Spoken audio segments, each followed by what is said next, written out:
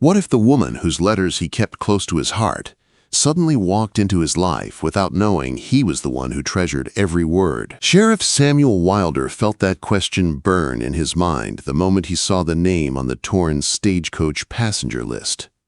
Prudence Evans, the same woman whose letters he kept folded neatly in his pocket every day for the past 8 months. That morning had started like any other in Cottonwood Springs. The Arizona sun hung heavy above the dusty street, and the townsfolk moved lazily, trying not to melt under the late June heat. Sam stepped into the post office, removed his hat, and nodded at Postmaster Jenkins. "You've got more admirers, Sheriff?" Jenkins said with a grin.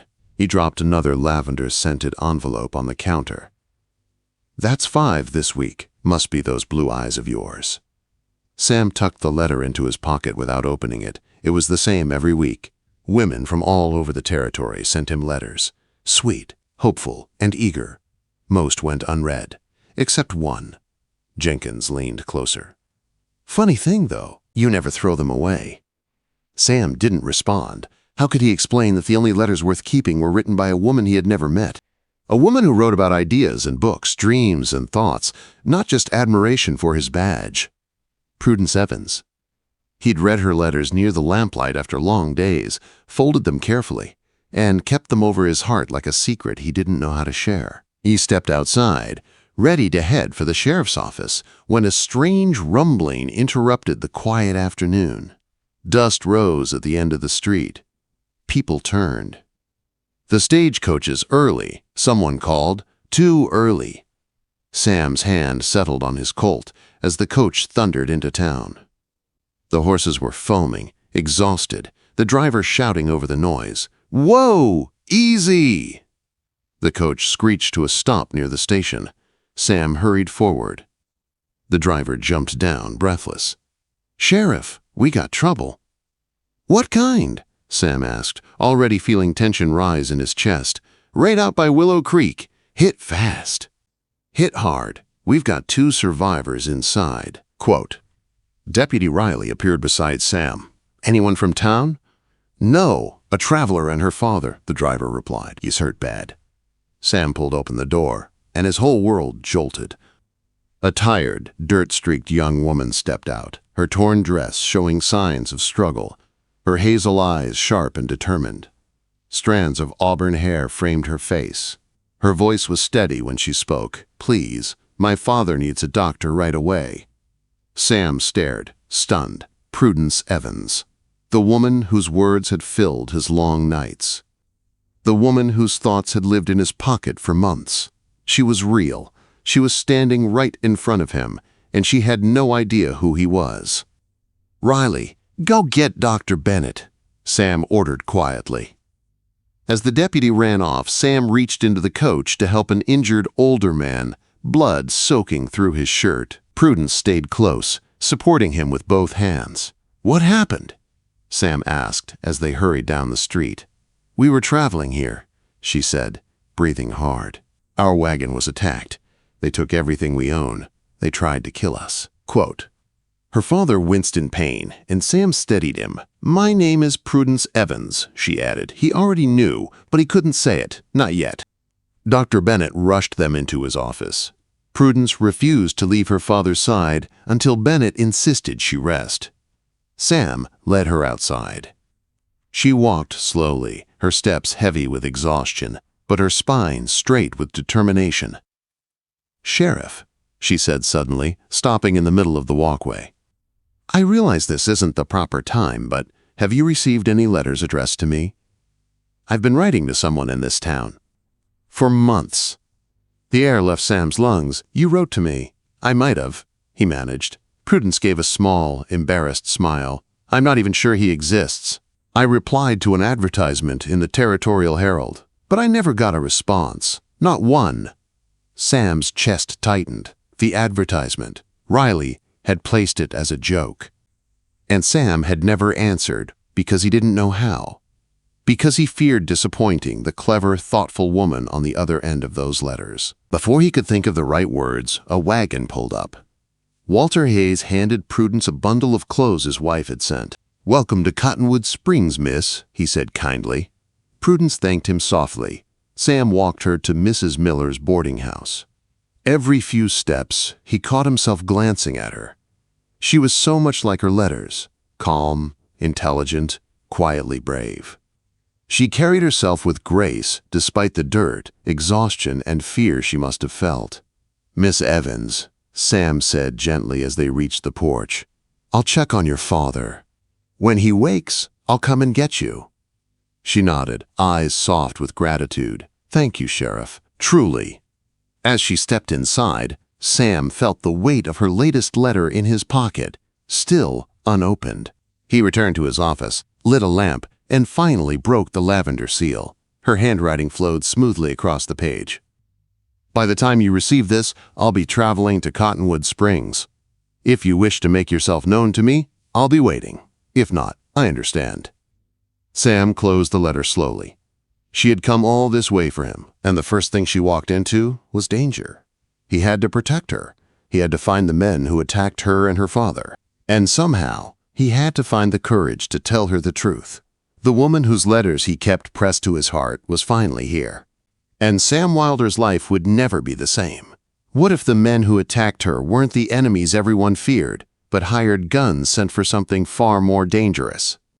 Sam felt that question burn in his mind as he rode toward Willow Creek at dawn. Prudence Evans rode beside him, exhausted but steady, her borrowed riding skirt swaying with each stride of her mare. Behind them, Deputy Riley, Walter Hayes, and Frank Morris followed in a tight formation. The sun rose slow and unforgiving over the Arizona desert, lighting the rugged land in harsh gold. Dust trailed behind the horses like smoke. Prudence's face was pale from lack of sleep, but her voice didn't waver. "Sheriff," she said quietly, "I'm riding with you. I won't stay behind." Sam didn't argue. She had already proven she wasn't the fainting type. He admired that more than he expected. "We'll find your belongings," he assured her, "and whoever did this will answer for it." But he couldn't erase the memory of her standing in the street the day before, asking if he had ever received her letters. The truth pressed heavy against his chest. He had loved her words long before he ever saw her face. They reached the burned wagon just before noon. The ruins sat crooked on the bank of Willow Creek. Supplies were scattered across the ground. A broken wheel lay half buried in dust. Prudence dismounted almost before her mare stopped moving. She searched the area, her eyes sharp and focused. Sam watched her silently, noticing how she knelt beside the ashes without fear. "They took every trunk," she said softly, "especially my father's research." Riley crouched beside Sam, pointing at hoof prints. 4 men, they rode north. Heavy loads, from the look of the tracks. Sam nodded. "They're not far. We'll catch up by sunset." Prudence turned, a spark of fierce determination in her eyes. "I saw their faces," she said. "They weren't Apache. They were white men with paint on their skin. They spoke English when they thought I couldn't hear." Sam froze. "You're certain?" "Yes. And they wanted our maps." She swallowed hard. "Father has been mapping silver deposits for Denver Consolidated Mining. Only a handful of people know." Now Sam understood why this attack felt different, why the outlaws didn't steal anything else, why they targeted only the research trunk. "It wasn't a random raid," Sam said. "Someone hired them." Prudence nodded. "Robert Sinclair. He works for Harove Mining. He's been trying to buy my father's research for months." Sam mounted his horse with sudden urgency. "We ride now." They pushed hard through the afternoon heat. The sun beat down mercilessly, turning the desert into a scorching oven. Sweat drenched every rider, but no one slowed. By late afternoon, Frank raised his hand sharply. "Campfire ahead," he whispered. "About half a mile into that box canyon." Sam looked through his field glasses. 4 men, horses, trunks stacked near the fire. "They're careless," Riley muttered. "Think they're safe." Sam tightened his jaw. "They're wrong." They waited until nightfall, then moved in quietly on foot. Prudence stayed close, her breath shallow but steady. Sam stepped on a branch deliberately. The snap echoed across the canyon. A sentry stood. "Who's there?" Sam emerged from the shadows, gun drawn. "Don't move. Sheriff Wilder, you're under arrest." Chaos erupted. The outlaws grabbed their weapons, but Riley and Frank cut them off from both sides. After a tense standoff, Clyde Barton, the oldest brother, dropped his pistol first. "Do as he says, boys. No sense dying tonight." Within minutes, all four were bound and disarmed. Prudence rushed toward the trunks, kneeling beside the largest one. Her hands shook as she opened it. "It's all here," she whispered. "Every map, every note." Sam turned to the youngest outlaw, Eddie Barton. "Who hired you?" Clyde spit into the dirt. "We told you, we're just robbers." "Robbers don't disguise themselves as Apache," Sam said calmly. "And they don't target geological maps." Quote. Eddie shifted nervously. "Clyde, maybe we should tell." "Shut it, Eddie," Clyde snapped. Sam stepped closer. "You're facing robbery, assault, attempted murder. That's a hanging rope. If you cooperate, the judge might show mercy." Eddie swallowed hard. "It was Sinclair," he blurted. "Man from Harrove Mining. Fancy clothes. Offered us $500 if we brought him the maps. Told us to paint ourselves up like Apache so folks wouldn't blame him." Prudence gasped. "I knew it." Sam nodded grimly. "Good. Sinclair will answer for this." That night, they camped outside the canyon. While the other men kept watch, Prudence sat near a small fire, examining her father's papers. Sam approached quietly. "Everything accounted for?" "Yes," she said, "but the thought of how close we came to losing it." Her breath trembled. "You were brave," Sam said, "braver than most men I know." She looked up at him, the firelight warm against her tired face. "Sheriff," she asked softly, "why didn't you tell me yesterday if you received my letters?" Sam froze. There it was, the question he feared. Prudence watched him, not angry, just curious, hurt maybe. Sam sat down beside her. "I didn't know how." She blinked. "How to what?" "How to answer a woman like you," he admitted. "Your letters were smart, thoughtful, kind. I didn't think I had the right words to write back." She stared at him, startled. "You read every one of them?" Quote. He nodded. "I kept them in my pocket." For a moment, neither of them breathed. Then Prudence looked down, her voice barely above a whisper. "And now that we've met, do you regret not telling me sooner?" Quote. Sam shook his head slowly. "No, meeting you like this.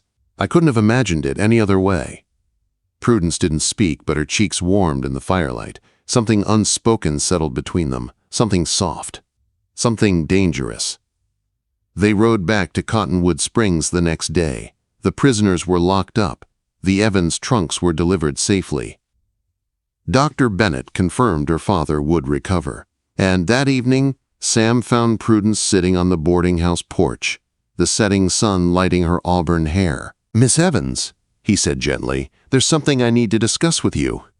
She closed her book, her eyes lifting to meet his. "I've been waiting for you, Sheriff." Before he could speak again, thunder rolled in the distance. A storm was building, and with it came a turning point he didn't yet see, because the next words Sam Wilder spoke would change everything. For him, for her, and for the quiet little town that wasn't ready for what their story would bring. What if the woman whose letters he once held close now held his entire future in her hands? The storm rolled across Cottonwood Springs like a furious tide, lightning splitting the sky as Sam knocked on the boarding house door. Mrs. Miller let him in with a knowing look. "She's on the back porch, Sheriff," she said softly. "Been waiting for you." Sam stepped through the quiet house and out into the cool, rain-scented evening. Prudence sat in a rocking chair, lamplight soft on her face, her book closed on her lap. She looked peaceful, but her eyes told a different story. She had questions, and she wanted honesty. "Sam," she said. She called him by his name now. He didn't miss that. "Prudence." He took the seat beside her, rain pattering against the porch roof. "There's something I need to tell you. About the letters." Her breath caught. "I thought there might be." Sam reached into his coat and pulled out her very first letter, the one he'd kept tighter than any badge, closer than any gun. He handed it to her carefully. Her eyes widened. "You kept it. Every one of them." Prudence traced her handwriting with her fingers, the letter trembling in her hands. "Why didn't you tell me you were the man I wrote to?" she whispered. "Why did you never reply?" Sam exhaled slowly. "I tried, I started a dozen replies. But every time I felt like whatever I wrote wasn't enough. You wrote with such honesty, such hope. I didn't want to disappoint you." She looked up at him, deeply, searching his face. "Did I disappoint you?" she asked. "Never," Sam said. "Your letters kept me steady. In long nights, in bad days. They were something good I held on to." Thunder rumbled in the distance. Prudence closed the letter gently and set it on her lap. "I came to Cottonwood Springs wondering if I'd find someone worth all those months of writing," she said softly. "Never once did I imagine he'd already been carrying my heart in his pocket." Sam swallowed hard. "Prudence, I may not be a refined man, I may not have perfect words, but I know this. I've never felt for anyone what I feel for you." Lightning flashed, illuminating her face.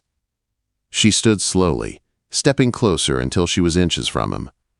"You risked your life for me and my father," she said. "You believed me when others might have doubted. You trusted me on that ride. You saw me as someone capable. That means more than any letter ever could." Sam rose, his breath catching. The storm surrounded them, wind rushing under the porch roof, their world held together by the space between them.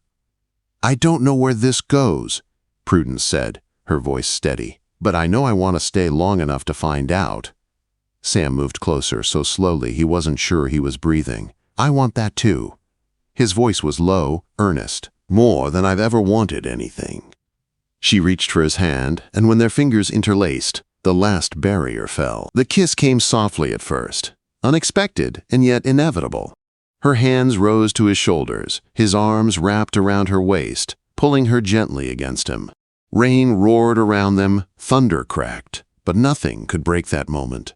It was months of unsent letters, weeks of shared danger, days of searching for each other without knowing it. When they finally pulled apart, Prudence rested her forehead against his chest, her breath unsteady. "I believed in the man who wrote nothing," she murmured. "How strange that he turned out to be the one man I could love." Sam tightened his arms around her. "You don't have to leave Cottonwood Springs," he said quietly. "Not if you don't want to." "I don't," she said without hesitation. He smiled against her hair. "Your father, will he stay?" Quote. "Denver Consolidated offered him a permanent contract," she said, "with me as his associate. He wants to stay, and I want to stay with him. With you." Quote. Sam pulled back just enough to look into her eyes. "Prudence Evans, are you sure?" Quote. A soft smile touched her lips. "I came to meet a stranger. I found the man meant for me." Sam kissed her again, longer this time, without fear. The storm eventually eased, but the night between them deepened. By morning, the whole town knew. Mrs. Miller had a big mouth. Deputy Riley teased Sam relentlessly, but everyone could see it. The sheriff who kept one woman's letters, and the woman who wrote her way into his heart, were no longer two separate stories. Weeks passed. Her father healed. Sinclair was arrested and exposed.